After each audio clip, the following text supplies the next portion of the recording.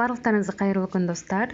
Бүгінгі сабақта біздер деген осы Instagram парақшамыздағы сайтқа, мысалы парақшаға кірген кезде ссылка арқылы өтсеңіз, менің WhatsApp-ыма шығасыз деп көбіне солай жазылып тұрады, иә.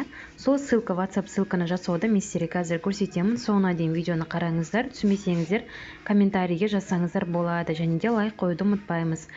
Редактировать профиль дегенге барамыз. Веб-сайт деген жерге бұл мен сіздерге айтамын, қазір бұл формула ма, қалай айтсам болады, ереже ма, сол WhatsApp-тың салу несі, ережесі.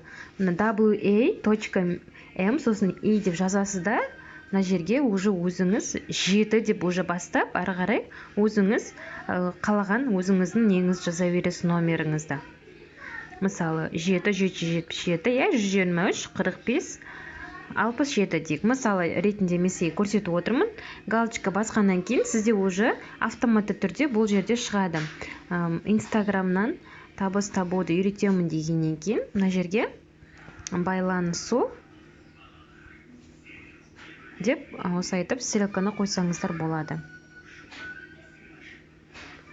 Мысалы стрелка қоюға болады, иә.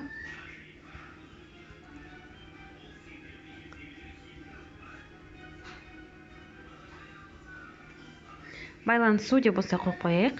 Міне біздің парақшамыз әжептәуір болып қалды. Енді келесі видеода мен сіздерге өзіңіздің парақшаңызды қалай бизнес парақшаға ауыстыруға болатындығын айтатын боламын.